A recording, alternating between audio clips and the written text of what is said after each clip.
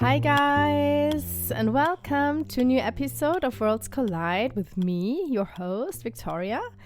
And yeah, this is the podcast where I talk to people who moved abroad. And this week's episode is another one about moving to Dubai and living in Dubai. But first, I just wanted to ask you for a quick favor. So if you really enjoy listening to my podcast, then click on the follow button in the corner of your app. And if it's not too much to ask for, then why don't you give it a 5-star rating wherever you listen to the podcast? Because this would help me immensely to gain a bigger audience and be more recognized. And I think this podcast could help people who are thinking of moving abroad, especially when there is a country they are interested in. And now to this week's episode.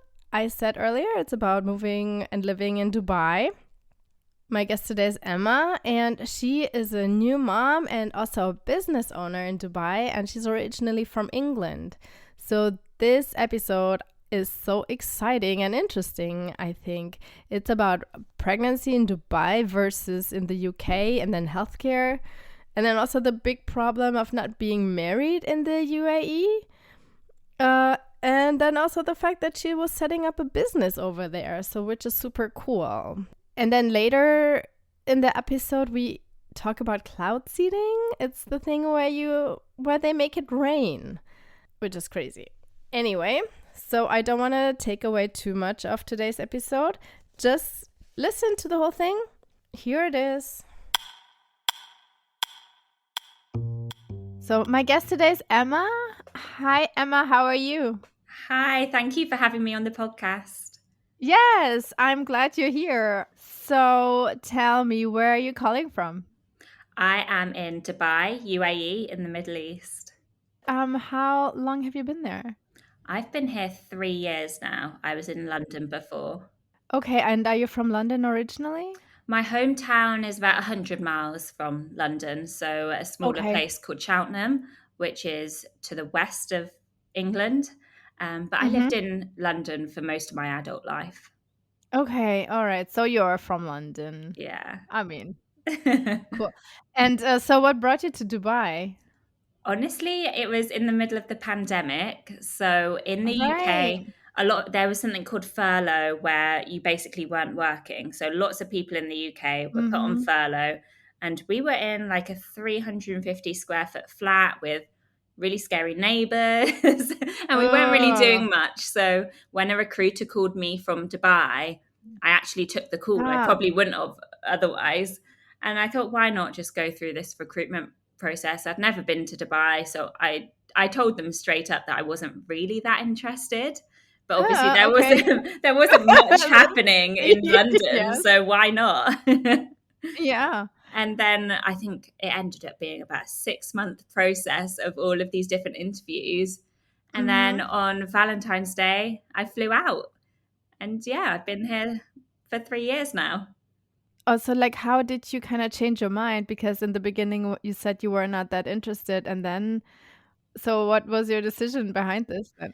I think after just the boredom of being in lockdown, and then there'd be another lockdown and another lockdown. And actually at one point, both of our parents, mine and my partner's parents, live close by in our hometown. So we thought, why are we paying London rent?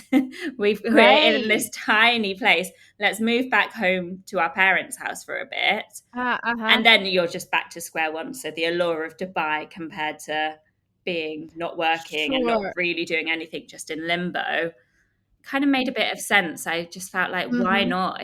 If I don't like it, I'll come back, but it's better than being stuck at my parents' house. Absolutely. And so what was the pandemic like in Dubai at that time?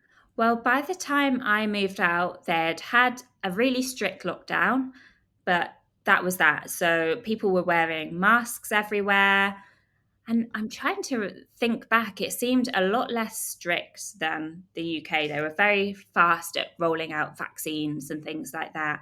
And people just got on with it. And in the UK, there was a lot of people who had feelings about the different rules and the lockdowns. And it felt a bit messy. Whereas here, you don't really question it. You're told these are the guidelines, these are the rules, this is what you've got to do. And you just get on with Okay. it and you do it. You don't really spend loads of time thinking much more about it. So it felt Mm-hmm. like normal life here, really. Okay, because I was just thinking about the travel ban that was going on in Europe Yeah. and Well, also in the US. that's why I remember that I flew out on Valentine's Day, because that day the UK put the UAE on the ban list, on the red list. So I actually didn't see my partner for another 6 months. I was out here totally Okay. alone. Okay, so he didn't come with you at that time. No, he flew out later. I have a whole funny story about how we found out I was pregnant. He'd flown out and he'd spent months trying to get a job, thinking it would be easy, and nothing was happening. We'd had a chat saying Mhm. we'll put off having children for a year or two. And then on Yeah. his birthday, we found out that I was pregnant. And Oh. luckily, he got an interview the next day for a job that he actually got. Oh, good. He had his plane ticket booked and everything. So it's so funny how things turn out. Oh, that is crazy. Yeah. Because, like, I was like, "Okay, but then how did he get there without a job?" Or, I mean, I don't know. Yeah. If you guys Yeah. are not married, then Yeah. He was literally about to go back. He had his plane ticket yeah. booked. Oh my god, you were so lucky. That's crazy. And Yeah. then you didn't end up going back then? He did, to tell his parents that we were having a baby and that he was moving to Dubai, and then he got Oh, stuck yeah, with yeah, okay. COVID, but but no, he didn't Uh-huh. go back to stay. Yeah. Oh, wow, that's crazy. Life, right? Sometimes. Did you then started working for the company, and did they provide everything for you once you started? Yeah, so actually, the company that I joined when I first moved, I only stayed for 6 months. It didn't Mm, really work out very well. And I hear okay. this a lot in Dubai. I don't know why, but people get their foot in the door, that company tends not to work, and then they'll move somewhere else. And I don't know if that's a thing, but I've heard it from quite a few people. So I Okay. then moved on and I had started another job by that point. So still within Dubai, still within fashion, what I was doing. And Mhm. the company, in terms of what they provide, they've got the visa, your salary. Here, you don't pay tax. You're probably aware of that. Mhm. So salaries Yeah. seem quite good. Within your salary, they'll break it down as well in terms of they'll say this is for like a housing allowance. This is your basic salary, and they'll break it down further. But really, it's just one salary to use as you wish. And Mhm. you'll also get the health insurance as part of that. Yeah. Okay. Yeah, but I didn't have specific housing or anything like that. Okay, so then how did you start? How was the beginning for you? The beginning, when I first moved over, the first company I was with put me in a hotel for the first month whilst they sorted Uh-huh. visas and things like that. And then I moved in to a room in a flat share with some other girls. And then Uh-huh. just before Rich came over is when I actually got an apartment. Funnily enough, the apartment that I really wanted to rent was a one-bed apartment, which fell through, and I had to get this Yeah. two bed at the last Yeah, moment, and well, I was cursing it because I was like, I don't want to pay this extra money for a two bed we don't need. And then there we go, I was pregnant in the next few months. yeah. And so you were really lucky and you're really, really happy that you had it. Yeah, all these things just Yeah. fell into place. It's weird how Okay. life works, It isn't it? it it seems like it was meant to be. Exactly, that's what I Yeah. think. Uh-huh. So how long were you in Dubai when you found out that you were pregnant? Just under a year, I think. No, I Okay. think I'd been here for a year. Pretty spot on. Yeah. Uh-huh. And were you thinking at that point like you wanna stay there or you wanna go back or Yeah, interesting that you asked that, because most of the people, when I said I was pregnant, they'd say, "Oh, well, you're gonna come home then." But for me, yeah, yeah, yeah. I didn't want to do that. The healthcare here is so good. I really wanted to Mm. have the baby here. Um, and I think a lot of my friends back home had assumed that the healthcare would be better in the UK. Um, Okay. but with not being married, it really was quite stressful. It had only been legal from the month that I got pregnant. And so I did have to balance up. There were lots of conversations, lots of looking into different avenues of getting married quick, but things never just really happened. And there'd be a reason for why we didn't go for this or we didn't go for that, or time just went past and we didn't get married, basically. And then it felt a bit risky. We didn't know whether my medical insurance would cover me. To be honest, I think Because of your marital status? yeah, so this is a big thing here at the moment. Even though it's now legal, I can only think of one health insurer that will cover you if you're unmarried. So it I really is a see. lottery whether they'll cover Uh-huh. you. I ended up being lucky, but we still didn't know when I was delivering that baby whether we were going to be footing the bill or not. Oh my Luckily, it's not as God. expensive in a lot of other places. So yeah, yeah. Yeah, and does it have any other obstacles being not married besides the insurance? So the insurance, but also we weren't sure for a while how it would work with a birth certificate. And that's probably the biggest thing, because you don't Okay. want to, how can you just not have a birth certificate? You then can't get a passport, a visa. And so Oh, that right. for quite a while, that was a big obstacle. And being Dubai, things aren't spelled out, as in it's not necessarily that easy. They won't just say do this, this, and this. You have to speak to this person, go to this place, and it's a real roundabout way. In fact, you have to get a judge to approve it. And the first judge that saw our submission then came back Uh-huh. asking for our marriage certificate, which we didn't have. So Ah, I don't know what the judge thought. So then we had to submit it again. And then we go to the place for the birth certificate, and they were like, but you're not married. And we're like, yes, I know. But look, the judge has signed. So in the end, we got there, but it was stressful. It was a bit oh. worrying. Yeah. And so do you know like what the percentage is of like now people are that are expecting a child that are not married? Well, I think a lot of people still just go and rush off and get married, or they decide to go Right. back home. So, yeah, we definitely thought Mhm. about going back home. But the thing is, you're going to have to travel when you're fairly late on in your pregnancy, but you can't travel right up till the end, can you? And That is then, right. yeah, you only get a short maternity leave here. And obviously, my partner wouldn't necessarily be able to come for all that time back to the UK. So for me, I Mhm. didn't really feel like it was an option. Yeah. Well, it worked out, but Yeah, very you feel my stressful. stress, don't you? Yeah. Do you but like now if you would get like another baby, would it be easier?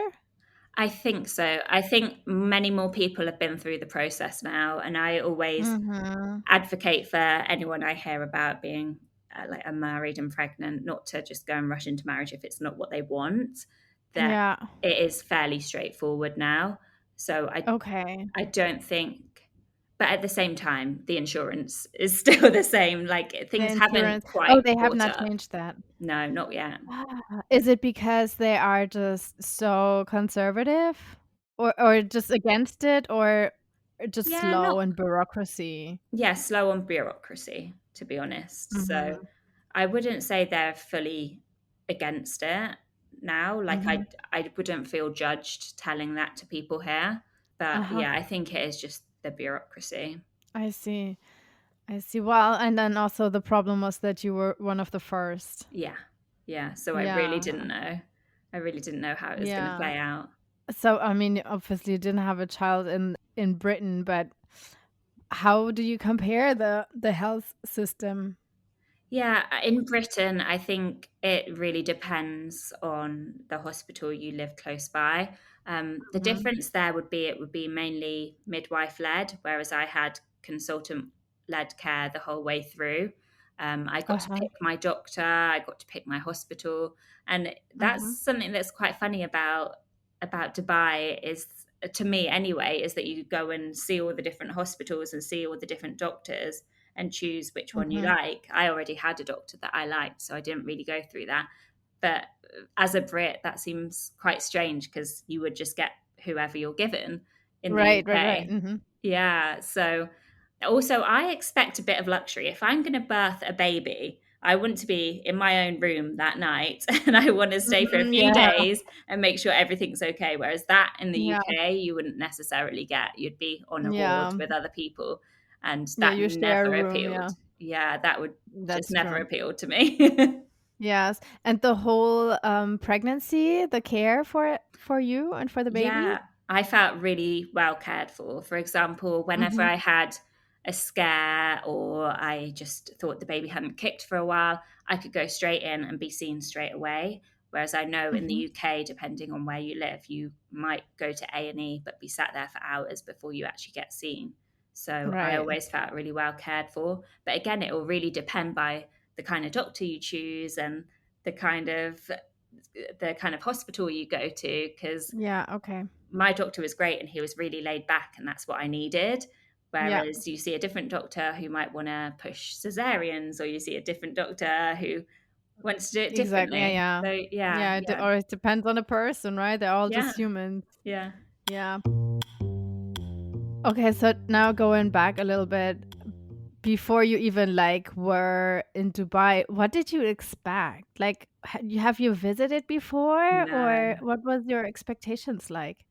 I told everyone there I'd be here for about a year, 2 years, because it Uh-huh. wasn't real life. And a lot of people use this term that Dubai isn't real life as if it's Yeah. for influencers, maybe. I don't know if you have that perception, Because but it's it's for, so because yeah, it feels so like one, it's far away. It's like a yeah, totally different world than whatever the Western world where we're from. yeah, And then also like all this like artificial stuff they have with all their yeah, money, the palm trees in the water in the islands kind of yeah, thing, and then the exactly. skiing facilities in Yeah. the middle of the desert and the crazy high buildings. Yeah, for sure Much here, gold. like this place really attracts dreamers and people who think big. And of course it does attract that kind of crowd as well, the people with the money, the influencing set, like of course they're here, but what you don't realize is there's just a lot of very normal people and normal families as Mhm. well. Okay. So Yeah. at the start, I was here, I was doing a little bit of partying and like having fun. And Uh-huh. now I've gone right to the other side. And I feel like Mm. Dubai can be anything you make it. Like if you want to come here and be all into yoga and that kind of thing, you'll find a tribe. If you want to do something totally different, you'll find a tribe. So yeah, it really Uh-huh. is what you make of it here. Okay. But was it that what you thought in the beginning or before you came? I don't know what I really thought it would be like. I didn't have much expectations. I just read about like the skiing and the moles. What I did find strange was that I arrived and then I wanted to go for a walk and suss the place out. Like I'd been in London where you just can walk everywhere, especially in Mhm. lockdown. That's what Yeah. I was doing, loads of walking. But you can't really Yeah. do that here. Like you go to a certain place. And so I found that really difficult at the start to know where I should be going and how to explore, other than just going to very set like tourist destinations, like going and Mhm. seeing the penguins in the mall. So Yeah. yeah, So what do you mean by you could not just walk? You had to take a car or yeah, like you're not going to have a load of pavements or sidewalks yeah, okay, there are everywhere. no sidewalks. Okay, got it. Yeah, Crazy. I mean, I I think they took the US as like their example, yeah, leading example because there are no sidewalks here either. I don't know. yeah. I literally left the hotel and was like, okay, there's nothing to see here, and now I have to like get in a car to go somewhere. Like I couldn't just explore, which is what I really wanted to Okay. do. And did you have to buy a car?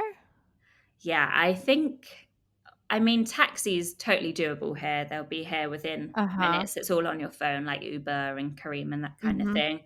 So I did that for the first, I think, 6 months. I did that for.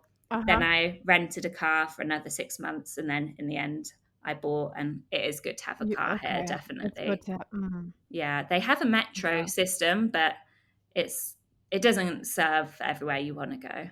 Right. Right. It's not as I mean, London is probably like one of the Mm. best ones, right? Yeah, yeah. Yeah. Like London, you don't need a car. A car Yeah. will hinder you. You'll be quicker Yeah, getting public exactly. transport. Yeah. Yeah. And but were you ever thinking of moving to a Muslim country?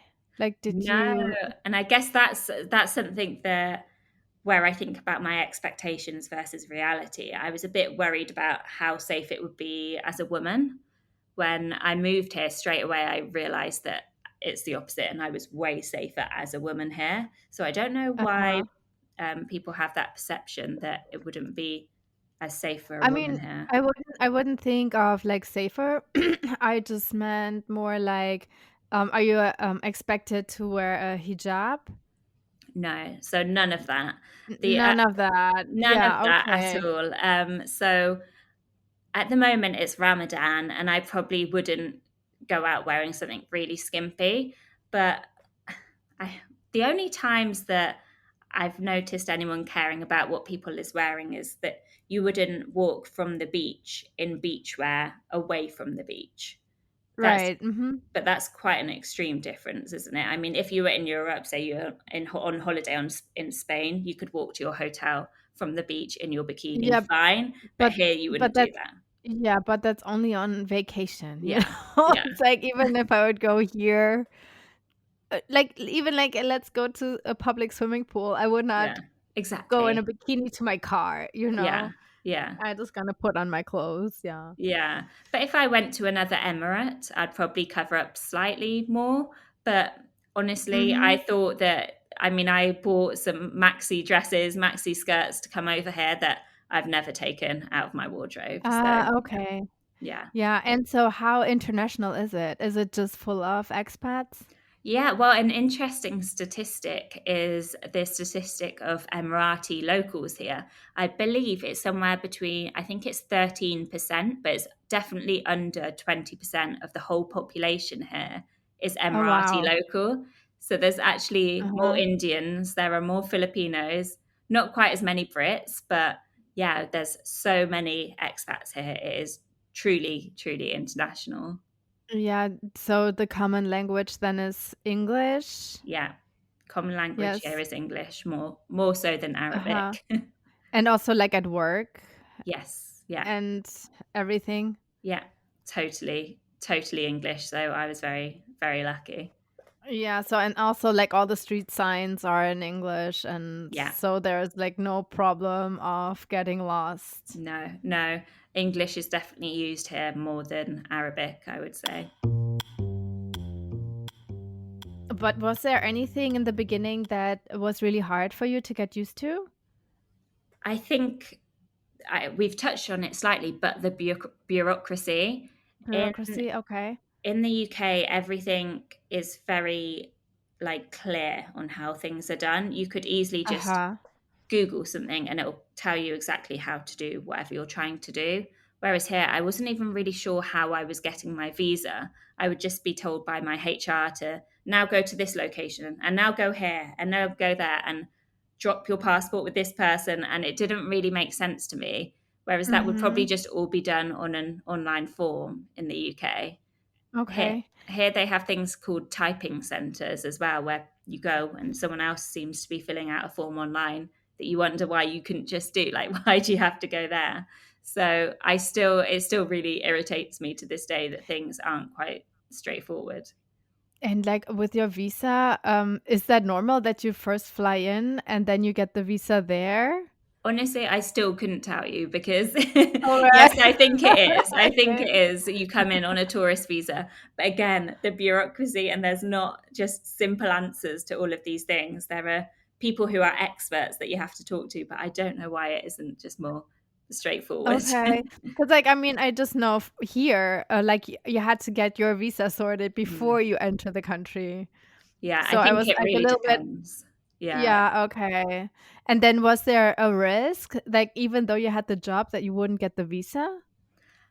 Not really. I wasn't too worried about that. I guess the risk is that for families here, you're never ever going to be a citizen. So you can set up your Mhm. life here. And I see this happen a lot that people will set up their life and the kids are in school, but then someone might lose their job and they can't get another Uh-huh. job. And then the visa's expiring and they have to leave like quite Oh, quickly. yeah. So that's That's more of the stressful. risk, Mhm. not getting the visa to start with, but actually holding on to that is it's quite Right, hard to retire here, and yeah, that's right. always a And bit of a risk. were you when you were, like, switching jobs, were you worried about that? I don't think so at the time because I didn't have much at stake here. I knew I wanted to Right. stay, so I'd found a new job before I'd left my other job. Okay, sure. Okay. Whereas when I left my job because I had a baby, that was much more difficult because I couldn't just leave my job and stay indefinitely. I had Mm, to think about how I was getting a visa. If I was married, I would actually be able to get a spousal visa right. through my partner. Yes. But that was one of the reasons I was going to have to set up a business to be able to Okay, so sponsor that's what you myself. did. Yeah, Okay, yeah. that's what you did. Okay, so you have a store, right? Yeah, so I have my own brand. It's called Next of Kin and it's baby clothes. So Yes. I sell that Uh-huh. online and I go and do pop-ups and markets. Yeah. Oh, nice. So you don't like have a storefront, but you Not a do storefront. like mm-hmm. Well, that's really nice. And so you had to get a business and then you got a visa through that. Yeah, exactly. Yeah. Uh-huh. Otherwise it was going to be Okay. straight home for me or doing Yeah, yeah. tourist Oh, visa okay. runs. Yeah, but that's not like this you can do for like a short while, but No. not no. But that's nice. Like, okay, so baby clothes, next of kin. I will add this in the show notes. I'll Thank make you. like a link to it. So I'm curious too, because maybe I find something for my kids. Is it only like for babies or is it also for small children? Yeah, I'm going up to 3 years at the moment, but I think with this Ah, next okay. collection, I'm going to go a bit older, maybe go up to 4 years, mainly because my daughter's really chubby, and so she needs the bigger sizes, and she's going to I grow out of see. this too quickly. So I see. Yeah. So or maybe, and then you will do like till 5, and then yeah, maybe till I'd 12. love for it to just keep growing with her, and then I know Yeah. what you want at each stage. Because at the moment, I know what you want if you've got a baby. I'm learning what you want if you've got a toddler. So Yeah. I'd like it to keep growing. Yeah, nice. Yeah, I'm definitely gonna check it out later as well. Thank you. Was it complicated to set up the business? Yes. Yeah, it was. I mean, you pay someone else to do it and you get the information from there, but you need to get a trade license. And there's, I don't even know how to explain it because a mainland trade license, for example, if I was going to have a store, I would probably need a mainland trade license, but there's all of these free zones in the country, Uh-huh. but there are about 50 to choose from to set up your trade license. So this is where you have to speak to a PRO or someone who knows what they're talking about and can give you the best options based on your business needs. And yeah, for me, it felt all very complicated because, again, it wasn't just straightforward list of here are all the different free Mhm. zones or mainlands, or I mean, there's even an e-license, a DED license for online. And yeah, I found that all quite hard to navigate. Yeah, that sounds really complicated. Hmm. And like, did you had like any regulations you had to follow? Just because it's more like of an online store, was that like a problem for the visa? Not really. It depends. It's all linked to your trade license, basically. Ah, So okay. because I knew I wasn't gonna open a physical store, not yet Mhm. anyway. I knew that I could go for a free zone. The physical stores, you often need to be sponsored by someone local or set up their business with them, which obviously I don't want to do. I just want to do this by myself, which is Mhm. why I went for a free zone. But Ah, okay. yeah, it really depends. Okay. Okay, but good luck with the business. I mean, that's a lot of work. It is, yeah. You underestimate it when you have the idea, but I do love Yeah. it. I love what I'm doing. So yeah. No. Okay, that's great. I mean, that's like all that you really want, right? Yeah, yeah. Having a job that you really love. Yeah, yeah. And that's where my podcast came to fruition as well. Because when Uh-huh. I had to leave my last job, suddenly like you go from being really institutionalized working for someone else, don't you, to then being able to work for yourself, and you just think I could do anything. And I love podcasts, so I was like, well, Uh-huh. I can do my own podcast, and Yeah. well, I can start my own business. Yeah. Do you have time for everything? Where I don't have much time for myself or a Yeah. social life. Uh-huh. Yeah. let's go to your podcast. What's your podcast name? That's called Next of Kin as well. So Next of Kin, the Oh, it's next of podcast. kin. Everything is next of Everything's kin. Next of Kin, yeah. So it all Okay. ties in. All right. And I will also make a note in my show notes for this one too. Thank you. And it's about parenting. Yeah, so season 1 that's out already basically follows along my story of being an expat mum in that first year and also setting up my business. So a lot of people follow along because they enjoy the story of me leaving my job Uh-huh. and starting a business. So season 2 will launch in April. And for that, I'm going to speak to loads of experts when it comes to business and mums that have done it and how they've done Uh-huh. it. And also it's all expat based because I'm here in Yeah. Dubai. Yeah. Okay, that's really interesting for me as well because I'm also an expat mom. So Yeah. so how do you do then childcare? Okay, yeah. This is quite interesting in Dubai because there's a real nanny culture here. So it's very Uh-huh. normal to have a nanny. So I felt really against it for some reason. I didn't want a nanny at all. I wanted her to go to a nursery because that's kind of Yeah. normal to me in the UK. Mhm. But when I thought about it, with her still breastfeeding, she didn't want to take a bottle, this child, at all. Definitely wouldn't Uh-huh. take a bottle. So I kind of was forced into needing to get a nanny so that she could be with her close by when I went back to Okay. work and bring her to me so I could carry on breastfeeding. And also, the nannies will do all the housework. It's very normal here when you're looking at somewhere to live. It might say 2 bed, 3 bed, but it will be plus maid. I actually don't have a maid's room here, but it's very normal to have a Okay. live in housekeeper or nanny. So is it almost like an au pair then? Yeah, kind of. I mean, for us, that's not what we have. We have a nanny who's actually leaving. My daughter is going to nursery in the end, Uh-huh. and then we'll Okay. get help with cleaning. But yeah, it's very Uh-huh. normal to have either a housekeeper or a nanny who lives in with you. Okay.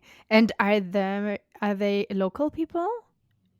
I would say would mainly be Filipinos. They might be from Uh-huh. Africa, Okay. Sri Lanka. I see a lot of, but I think they do have to be specific nationalities here to get that kind of visa. Interesting. Yeah, the home help kind of visa. Okay, and then she goes to a nursery, and that is similar to one that you would have in England. Like, I Yeah, don't know, do they have like all those different kinds, like Montessori yeah. or? Yeah, all of that. So many different nurseries to choose from. She's just at a British Uh-huh. curriculum one, but I mean, the Uh-huh. Okay. facilities here are amazing. You know, Yeah. she's got like a sensory room, then she's got a soft play in her nursery, she's got an outdoor splash pad and all of a Yeah. library. Like Okay. it Yeah, really, nice. And she's a bougie baby. and yeah, nice. And but like, correct me if I'm wrong. Are they all very new? The nurseries. Yeah, because I imagine just Dubai is such a new city, so Yeah, they yeah. must be very Everything modern. feels new here. If you think about this country is only 50 something years old, Yeah. 52, 51 years old, and most of Dubai has been built like within my lifetime. So, Okay. I mean, her nursery opened last year. Yeah. So, yeah, Okay. Yeah. everything is Uh-huh. quite new. Yeah. Yeah. Now a different question. Is there anything that you miss Yeah, besides friends and family? okay, yeah, definitely, obviously, friends and family. But what we find ourselves craving is the fresh air, the countryside, to see Uh-huh. grass and sheep instead of Yeah. camels and sand. Because here Right. you can't go outside in the summer and it's just so hot and it's Uh-huh. that humidity. So when I land in the UK, people will say like, "Oh, I'm so sorry about the rubbish weather." And I'm like, And this is yes. great. Like, I've missed this. Yeah. So, Uh-huh. yeah, Yeah. that's what I really crave about when I'm here. Yeah. So, is there anything that you can do outside of the city of Dubai? Yeah. And I think people forget to go out and explore the deserts because it's so cool. And people often Yeah. feel like there's no nature here, but it's just totally different. Before I Yeah, had it's just like Bonnie, green. Yeah, we'd go out into the desert and we'd find somewhere to go hiking, and it's so much fun. Just recently with Bonnie, I went to a desert cafe, and so in the middle of all the dunes, they'd done a pop-up cafe, and you can Uh-huh. sit there and watch the sunset over the dunes, and they have camels there, and yeah, it's so much fun. So we always forget to get out into the rest of the UAE and that it's not just the Y- city. Yeah, yeah, exactly. But I mean, you have a car, so Yeah. how far do you have to drive to get out of the city? I would say only about 40 minutes. Uh-huh. 40 minutes to 2 hours from Dubai, you can get to most of the rest of the UAE. Okay, so that is doable Yeah, totally to yeah. like enjoy like different kind of nature that is not green.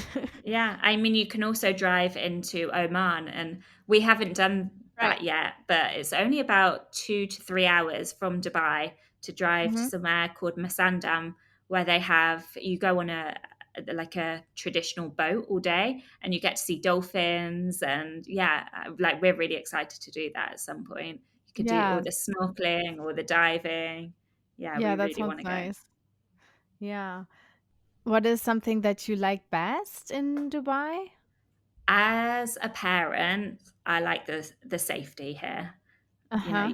we don't have to lock our front door. If I was to leave my phone somewhere, I would expect for it to still be there. Here, Okay. if you're reserving a seat somewhere or a table in a restaurant, you would just put your phone there and walk off, or your Yeah. designer purse, you could just put Yeah, there yeah, and walk off. I was in a Starbucks a few years ago, and I was working, and I noticed that I think they were photographers, or they had loads of expensive equipment and laptops, and they just left it uh-huh. in the Starbucks and went off for a good hour, 2 hours. Oh, wow. Yeah, like you could not do that in London. No. Never. Anywhere. Yeah, so I Yeah. really value that as a parent. Yeah, and but is it because I mean, because it's like fancy equipment is mostly because people have lots of money? This is Yeah, just what I'm thinking, like, or what I'm hearing.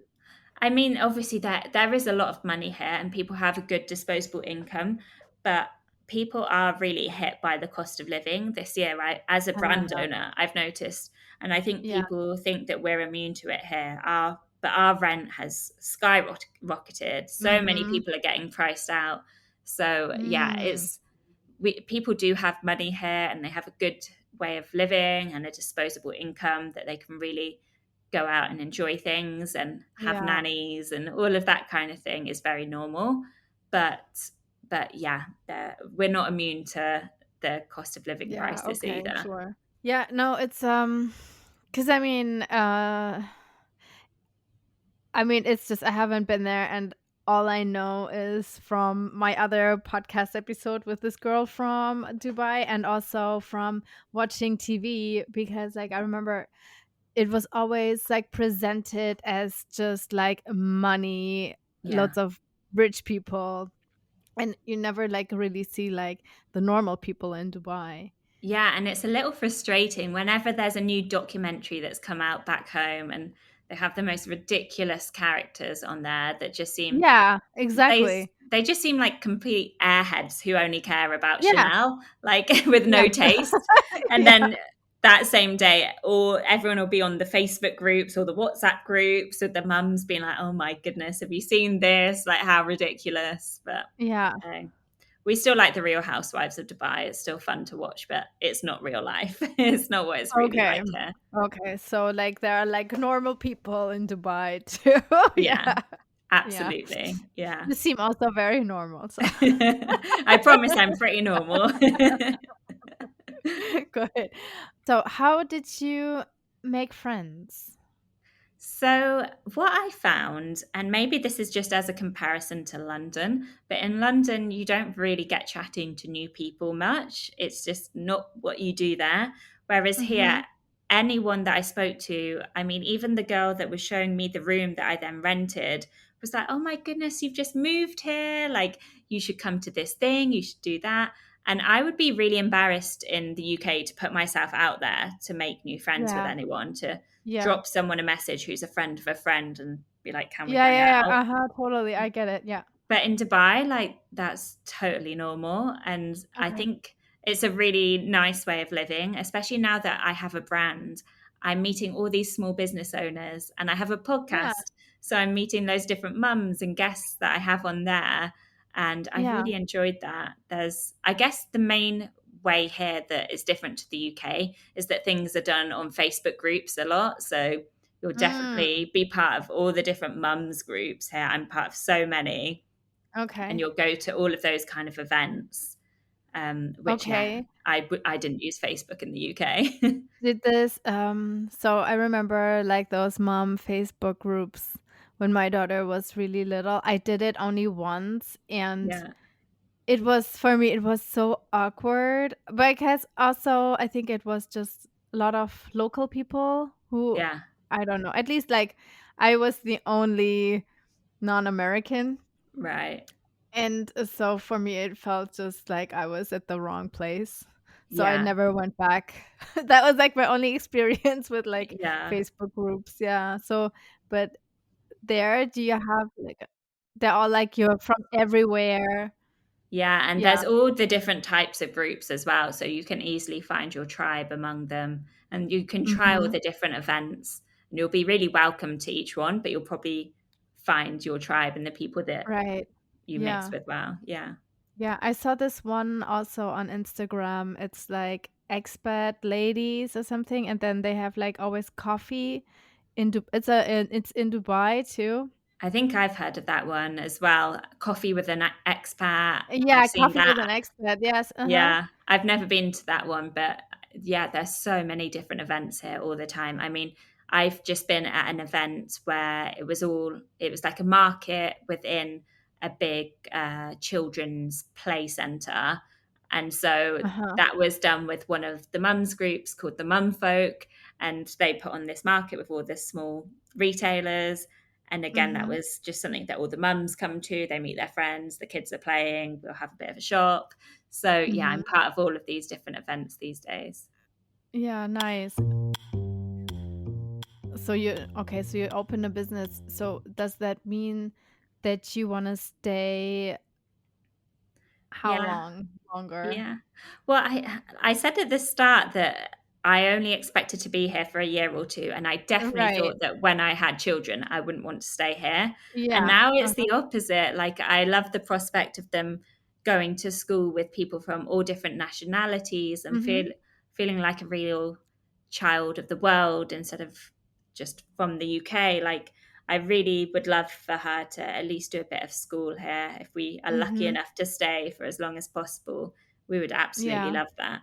But it also gives us the confidence now that if a job opportunity for me or my partner came up in a different country, that we'd like to try that and would like to explore if right. possible. So I can't say I've got like a 5 or a 10 year plan, but I don't see Mhm. myself going back to the UK anytime soon. Okay. Alright, so for now you wanna stay. Uh-huh. Yeah, yeah, we're here Yeah, for the foreseeable. nice. But do you call it home? Yeah, yeah, it's funny to think of that.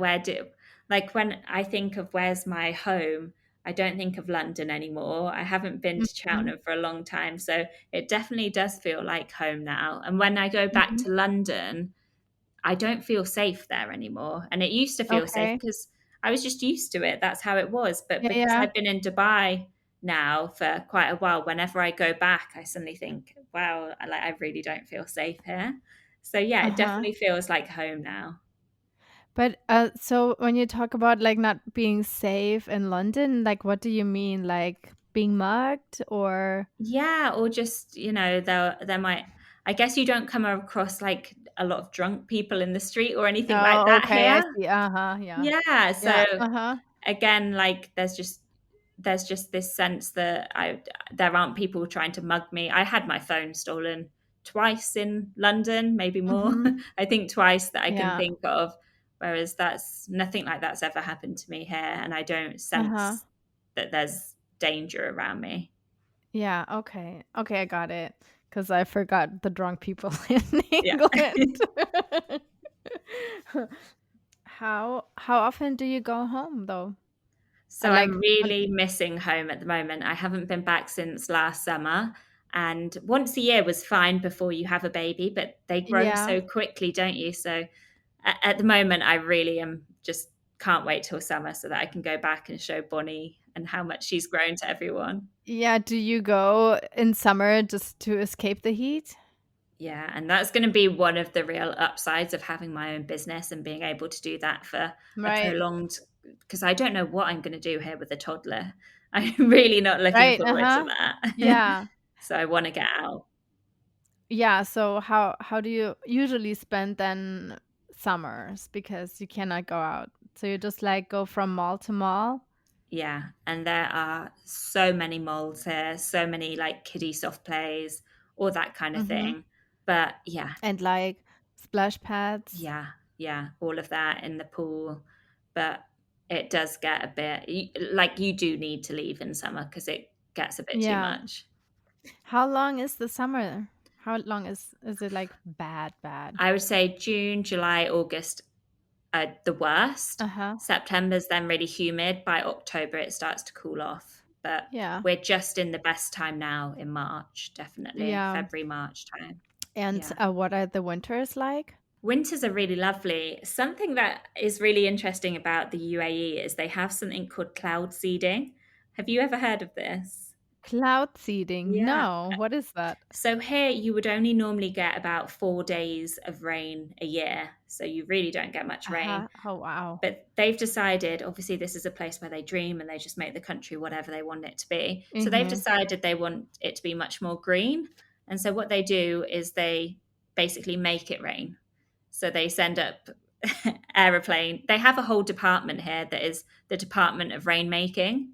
And so these last few weeks, we've had a load of rain because they've decided to make it rain and Uh-huh. crazy storms, which is silly, really, because the schools will shut when it rains here because there's not the infrastructure, there's not the drainage. Everyone's houses are leaking when it rains. Ah. Yeah. So yeah, they have something called Oh. cloud seeding here, and that's been interesting this winter. We haven't really seen as much rain as this winter. Do you know how that works? Oh, I know that they basically send aeroplanes up when they spot a cloud. When they send aeroplanes up, and I believe it's something to do with like electrocuting clouds or using drones and using aeroplanes. But no, I couldn't tell you exactly how it works. Okay, so the clouds are already there, so they I just guess kinda so. make them rain? Yeah, I guess so. This is how I That's understand it, but I okay. wouldn't take my word for I it. I gonna look this up later Yeah, 'cause, I yeah. mean, I've never heard of that, and I think I heard of that, but, like, it's to me, it's like, whatever, you know? Yeah, It's too well, no one crazy. believes me that there's a Yeah. whole department. I've got a picture, it's in the financial district, and it's Department of Rainmaking. So there's a government department, and these people literally work on making rain. That's crazy. Yeah. Yeah, okay. Um, and so then when you go in summer, how long do you go? Well, hopefully this year I can go back for a good month. I think Mhm. I'll need that so that Bonnie can just have some fresh air and run around in the Yeah, fields and see all family. yeah, So yeah, I'm hoping we can go back for a month. yeah, and do you get a lot of visitors? Do you know, you would think that we would get more, but it was, I guess it was a funny time when I moved over because it was Right, still yeah, that's very true. much COVID, wasn't it? Yeah, yeah, Whereas this last month, we've had my partner's family, my youngest brother's going to come over in a few weeks. So that would be nice. But uh-huh, before that, we had people come over to meet Bonnie when she was just born, and that was about it. So yeah, uh-huh. not as many as I expected. Yeah, 'cause, probably is weird times. Yeah, yeah, and Yeah, we go back, so people, yeah, that's see us true. anyway. But I was just thinking because it's such a famous place and people are Yeah. very curious about it, and if they have, like, friends or family there, they would take the opportunity. Well, it's definitely on all of my friends' lists, but I Yeah, find it's probably just that bit too far for it to be it is a spur far, of the yes. moment decision. I think if Yeah, it was somewhere that was a like Spain is a 2-hour plane ride. It's Right. probably a bit different to coming all the way over to the Middle East. It's Yeah, like a not like how 7-hour long? flight. It's a 7-hour flight. Yeah.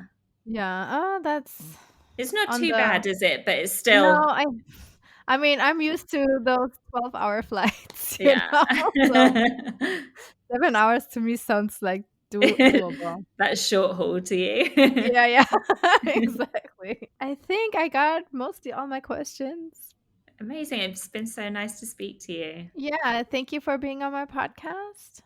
Thank you. I'm going to go and listen to what the other person from Dubai said as well. See Yeah, how she found it. yeah, she also has a daughter. Yeah, that was Emma's story. And I told you all her links to Next of Kin, to the online store, and also to our podcast are in the show notes. So yeah, check it out. I really enjoyed this conversation, I have to say. It was so nice to hear what you can do outside of Dubai, and setting up a business is always badass. Sorry for my language.